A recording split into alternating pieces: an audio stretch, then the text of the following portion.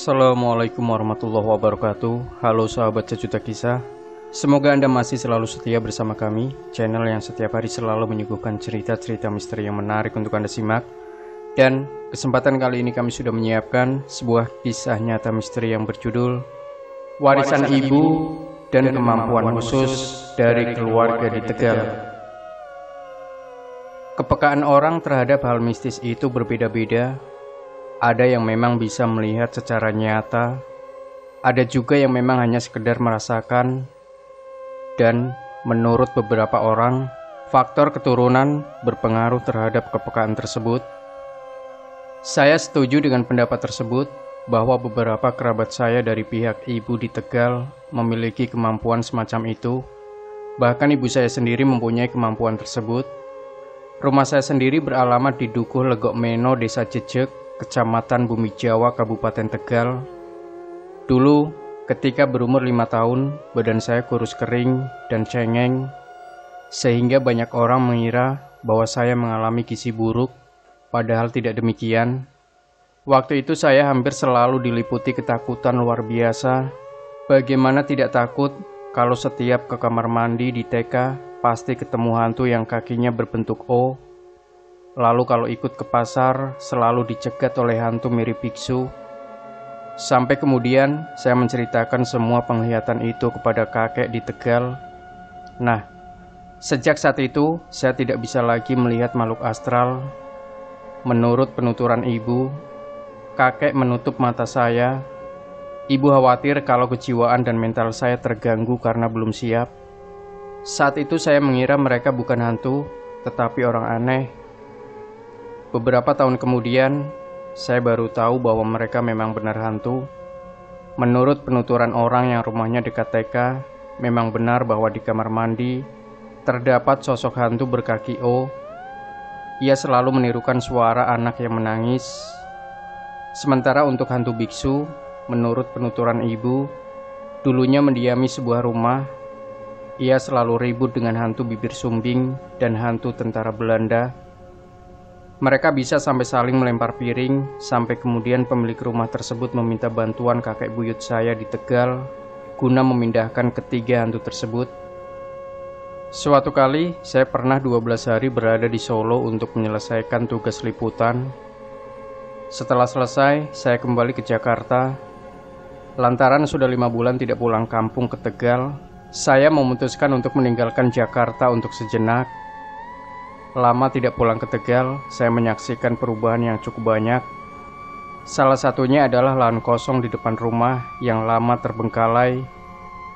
Kini pembangunan rumah di lahan tersebut sedang terjadi. Pemiliknya adalah seorang dokter. Ketika mengobrol dengan ibu, saya sempat bertanya, "Bu, ini buka kakinya tidak di lahan tersebut ya?" Ibu menjawab, "Iya, di rumah lama katanya, digabung sama tingkeban." Sepengetahuan saya, selamatan buka kaki tradisinya dilakukan sebelum pondasi. Prosesi tersebut dilakukan di atas lahan yang hendak dibangun. Malam harinya seorang nenek berkebaya mendatangi saya. Nenek tersebut bilang bahwa dirinya adalah penghuni lahan kosong di depan rumah saya. Katanya dia mewakili teman-temannya untuk protes. Mereka kebingungan mau pindah kemana kalau sebuah rumah berdiri di lahan tersebut. Maka dari itu, dia minta tolong untuk dicarikan tempat. Terus saya menjawab, "Saya nggak tahu apa-apa kok mintanya sama saya." Saya membatin, coba minta hunian ke Pemkab Tegal. Tapi saya urungkan, nanti jatuhnya malah lucu. Keesokan harinya setelah bangun tidur, kepala saya pusing, badan greges, dan tengkuk pegal sekali, seperti gejala kurang darah. Sampai malam hari masih seperti itu. Terus ada sebuah bisikan minta diantarkan ke pemilik bangunan. Ibu menemani saya jalan kaki di depan rumah lama milik dokter tersebut. Ajaib, pusing saya hilang. Seharusnya ketika di mimpi itu kamu bilang, sana kembalinya ke tempat sebelumnya. Jadi lahan kosong di depan rumah kita itu tempat nongkrong para hantu. Mereka ada yang dari kuburan, bendungan, sungai yang ada di Kabupaten Tegal ini, ujar ibu. Ibu melanjutkan ceritanya bahwa hantu yang suka berkumpul di lahan kosong tersebut Di antaranya ada Dracula. Gigi taring hantu tersebut terlihat panjang. Rumah aslinya di pohon manggis di kuburan. Cuman kalau malam sering main ke situ. Terkadang juga sepanjang hari di lahan kosong tersebut. Kata ibu, hantu itulah yang seharian menempel kepada saya. Adik bungsu saya sering main-main di jendela dekat lahan kosong. Sedetik setelah menempelkan muka ke kaca, tiba-tiba adik saya berlari kencang ke tempat ibu mencuci baju. Adik saya menangis kencang. Setelah tenang, dia bilang, "Wedi," artinya dia takut, sambil menirukan ekspresi Dracula mengeluarkan taringnya. Sementara itu, nenek tua berkebaya tinggal di samping kanan teras, dekat pohon pisang. Dia belum lama mendiami tempat tersebut. Suatu malam, paman ibu yang bernama Nawir hendak memindahkan hantu yang suka bikin keributan di lantai 2 rumahnya. Hantu tersebut akan dipindahkan ke perbatasan Kabupaten Tegal. Nah, ketika lewat di depan rumah saya itulah ada yang nyeletuk dalam bahasa Jawa. "Pandigawan nang ndi sih?" Terus oleh Mbah Nawir dijawab, "Yuh, kuan melu." "Ora lah, wis betah nang kene." Keesokan harinya Mbah Nawir bercerita kepada ibu bahwa ada penghuni baru di samping kanan teras rumah. Produktif sekali diskusi mereka. Sudah 3 minggu saya berada di Tegal. Suatu malam ibu kedatangan tamu. 2 orang ibu-ibu dan 1 anak sekitar umur 8 tahun. Ibu memang dikenal sebagai tabib pengobatan alternatif.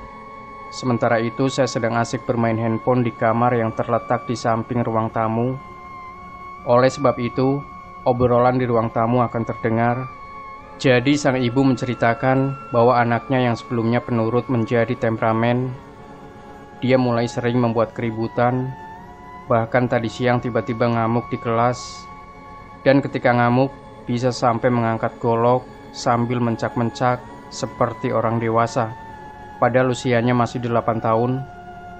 Ketika si ibu sedang bercerita, tiba-tiba lampu teras bertingkah. Dari nyala, lalu mati, nyala lagi, lalu mati. Jadi seperti ada yang memainkan saklarnya. Memang ketika ada entitas makhluk yang berasal dari hutan, lampu teras rumah saya di Tegal akan seperti itu. Ketika sedang asik menonton Reels Instagram, tiba-tiba sekilas muncul dalam bayangan saya seorang laki-laki dewasa umur 50 tahun.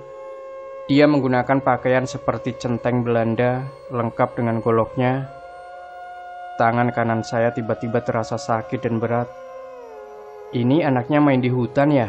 Hutan yang dekat lapangan," ujar ibu. "Iya mbak, beberapa hari yang lalu main di situ. Sepulang dari situ tiba-tiba mengamuk," ujar ibu dari anak tersebut. Hutan dekat lapangan yang dimaksud beralamat di Desa Cempaka, Kecamatan Bumi Jawa, Kabupaten Tegal. Lebih lanjut, ibu menjelaskan bahwa anak tersebut ketempelan centeng Belanda. Sementara itu tangan saya masih terasa berat dan sakit, dan lampu teras masih nyala mati, nyala mati. Sekitar 20 menit bertamu, mereka pamit pulang. Spontan saya langsung ikut keluar kamar dan ikut mengantarkan mereka. Begitu saya keluar pintu, lampu kembali normal lagi, dan tangan kanan saya terasa biasa saja. Kemudian ibu menceritakan bahwa tadi hantu centeng itu melompat ke tangan saya. Ternyata, usut punya usut, rumah dari hantu tersebut tidak sengaja tertendang oleh si anak. Makanya si hantu lalu mengikutinya guna meminta pertanggungjawaban. Terkait mengapa tangan saya sakit, si hantu tersebut bermaksud meminta tolong kepada saya agar dicarikan rumah baru. Lagi dan lagi, saya jadi seperti agen perumahan di Kabupaten Tegal. Beberapa hari kemudian, ibu kedatangan tamu lagi dari desa seberang kali, seorang bapak-bapak. Si bapak ini berasal dari Dukuh Tenjo, Desa Muncang Larang, Kecamatan Bumi Jawa, Kabupaten Tegal. Si bapak sedang melakukan ikhtiar demi kesembuhan istrinya. Dia rela berjalan sendirian menelusuri berhektar-hektar sawah yang gelap dan derasnya sungai. Pengobatan modern sudah dilakukan, tetapi kata dokter tidak ditemukan masalah. bapak-bapak tersebut menceritakan bahwa istrinya sakit setelah mengalami kejadian di sawah. Ketika itu, istrinya sedang bekerja di sawah menyiangi padi. Lokasinya di sawah Dukuh Tenjo. Nah, sebelum pulang, salah satu temannya minta ditungguin sebab hendak buang air kecil di semak-semak. Setelah ditunggu kok lama sekali, lalu oleh istri dari bapak-bapak tersebut disamperin. Ternyata temannya sudah terlentang lemas. Malam harinya justru istri dari bapak tersebut mimpi dijambak. Dia ditarik ke dalam laut. Keesokan harinya dia terbaring lemas. Di sekitar semak-semak itu ada batu kembar dempet, dan air kencingnya itu mengalir ke batu tersebut. Penghuninya nggak terima, lebih nggak terima lagi tatkala istri bapak nolongin, sehingga marahnya pun beralih ke istri bapak, jelas ibu. Saya yang sedang berada di dalam kamar tiba-tiba sendawa disertai kentut. Barulah setelah bapak-bapak itu pamit, sendawa dan kentut saya hilang. Setelah lampu ruang tamu dimatikan, saya kembali ke kamar saya. Tidak berapa lama kemudian, dari teras rumah terdengar suara tangis perempuan diselingi suara tawa. Saya tidak mau peduli dan memutuskan untuk tidur. Malam itu saya mimpi, saya diperlihatkan sebuah peristiwa tragis. Seorang asisten rumah tangga sedang menggoreng pisang, terus ditusuk oleh majikan perempuannya. Ternyata dia bersekongkol dengan suami dari asisten rumah tangga tersebut yang merupakan selingkuhannya. Jasadnya dibuang di pohon jati dekat sawah. Berubahlah dia menjadi arwah penasaran, menjelma menjadi kuntilanak.